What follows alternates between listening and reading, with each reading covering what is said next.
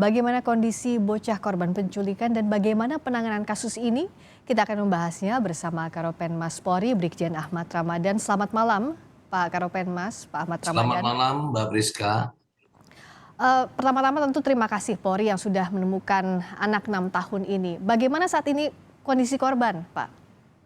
Baik, Mbak Priska. Kondisi korban penculikan anak atas nama Malika pada saat pertama kali dibawa ke rumah sakit oleh penyidik Polres Jakarta Pusat, ya tadi malam pukul 21.30 kondisinya lemas dan trauma ya. Hmm, Namun tadi sore penjelasan dari dokter kondisinya berangsur-angsur pulih kembali ya. ya. Dan kami pastikan ya pimpinan Polri memberikan atensi karena ini merupakan korban anak, kita pastikan memberikan perawatan yang terbaik sampai Malika pulih kembali. Ya, itu tentu yang harus jadi perhatian bagaimana memulihkan psikologis Malika. Pak Ahmad Ramadan, dari trauma itu apakah ada kekerasan fisik maupun kekerasan seksual yang diderita oleh korban? Ya, setelah bisa kooperatif, artinya sudah bisa diajak bicara, Malika mengatakan kepada penyidik ya, dalam hal ini penyidik Polwan mengatakan bahwa dirinya sejak diculik ya, sejak tanggal 7 Desember oleh pelaku IS. Pertama, pelaku IS sering menyampaikan kepada Malika bahwa pelaku adalah bapaknya. Hmm, Juga mengatakan kalau ditanya siapa, bilang saja bapaknya. Kemudian pelaku ketika lapar meminta makan kepada korban ya, maaf korban meminta makan kepada pelaku, hmm, selalu pelaku mengatakan kamu minta mengemis hmm. sama orang, dan hasil dari tindakan mengemis tersebut oleh pelaku diperintahkan untuk membeli makanannya dan itu dilakukan berulang-ulang. Hmm. Nah, kemudian cerita dari Malika bahwa dirinya kalau tidur di dalam gerobak, jadi gerobak untuk memulung tersebut Ya. itu digunakan untuk tempat tidur Malika selama masa penculikan 26 hari tersebut. Hmm.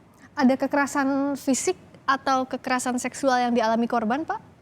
Ya, di dalam pemeriksaan medis ada bekas pukulan ya di bagian pinggul Oh, dari korban yang diduga itu dilakukan kekerasan, dan keterangan dari Malika bahwa itu dilakukan pemukulan ya, pemukulan dan ditendang oleh saudara IS.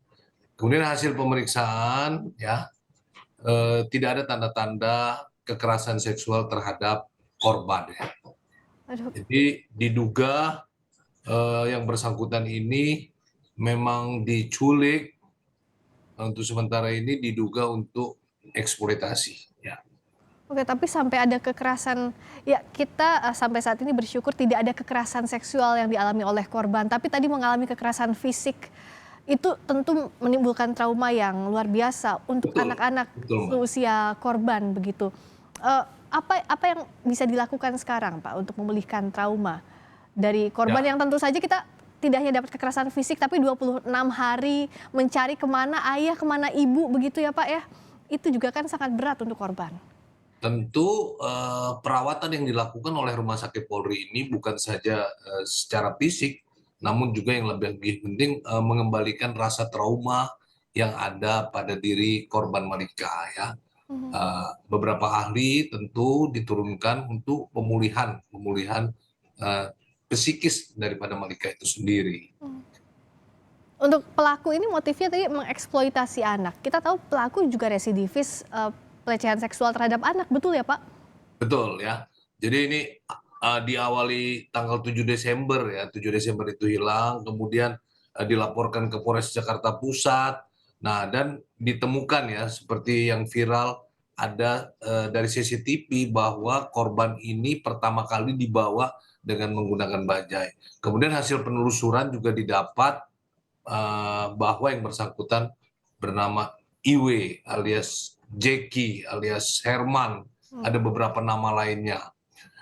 Maka di hari kemarin di tanggal 2 Januari atau hari ke-26 yang bersangkutan berhasil ya diamankan oleh penyidik Polres Jakarta Pusat. Setelah ya ini yang ketiga, informasi yang ketiga yang diterima ya, di mana informasi yang pertama dan kedua belum belum belum didapat, tapi yang ketiga baru didapat.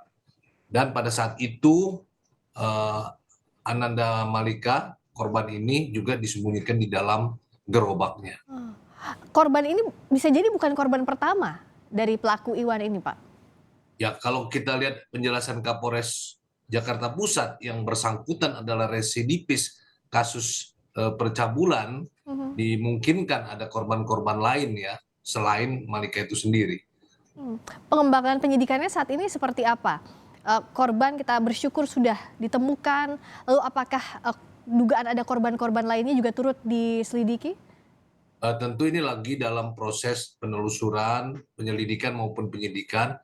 Saat ini yang sudah digunakan ya penerapan pasal 330 ayat 2 ya, di mana barang siapa yang melakukan atau mengambil seseorang di luar kuasanya dan anak ini masih anak-anak, dia kita kenakan 330 ayat 2 atau penculikan anak di bawah umur ya.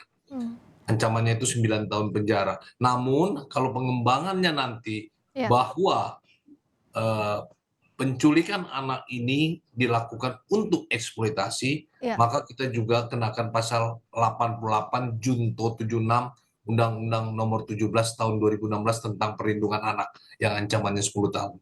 Jadi kita lapis dengan pasal berlapis ya. Namun yang saya sebutkan tadi pasal 88 Junto 76 Undang-Undang Nomor 17 Nomor 2016, penyidik masih mengumpulkan bukti-bukti yang kuat untuk menerapkan pasal tersebut. Kita harap itu bisa menimbulkan efek jerah, apalagi pelaku residivis bisa diperberat juga pidananya, betul ya Pak Karopenmas? Iya, sependapat. Kalau bicara soal ini kan kasus anak usia 6 tahun ini viral, jadi atensi bersama. Tapi sebenarnya kasus penculikan anak, eksploitasi anak ini jumlahnya seperti apa sekarang? Dan bagaimana atensinya agar semua mendapatkan perhatian yang sama? Untuk menangani agar kasus ini tidak terulang lagi kepada anak-anak yang lain, ya tentu yang paling penting adalah peran dari peran sosial, peran lingkungan sosial yang tujuannya adalah untuk meningkatkan kepedulian terhadap keselamatan anak ya. Nah ini yang paling penting ya. Jadi kita lebih mengutamakan pencegahan daripada penegakan hukum ya. Di mana penegakan hukum itu adalah upaya terakhir yang akan kita lakukan. Tapi terus kita lakukan, Polri bersama tentu stakeholder lainnya mencegah jangan sampai kasus-kasus ini terulang kembali, penculikan. Tentu himbauannya adalah ya kita bersama-sama, lingkungan itu dari mulai lingkungan orang tua, guru, dan lingkungan tetangga memberikan pesan kepada anak-anak, jangan mudah ya dipengaruhi oleh orang-orang yang baru dikenal. Jangan mudah menerima ajakan orang-orang yang baru dikenal. Ini yang paling penting ya. Karena ya maaf ya, bujukan-bujukan seseorang membuat anak menjadi mau, apakah itu membujuk dengan sesuatu barang, misalnya memberikan uang, memberikan makanan, atau dibohongi, kita jemput mama kamu di sana. Nah itu yang paling penting diberikan pesan terhadap anak-anak kita. Ya, sepakat bahwa kekuatan sosial ini sangat penting untuk sama-sama menjaga, tapi di sisi lain juga penegakan hukum harus berjalan dengan maksimal agar ada efek jerah, jangan sampai ada kasus-kasus serupa, dan kita sama-sama berdoa korban bisa segera pulih terutama psikologisnya untuk melanjutkan hidup ke depannya yang masih sangat panjang. Terima kasih Brigjen Ahmad Ramadan, Karopenmas Polri telah meluangkan waktu di Sapa Indonesia Malam. Terima kasih, Terima kasih, selamat malam.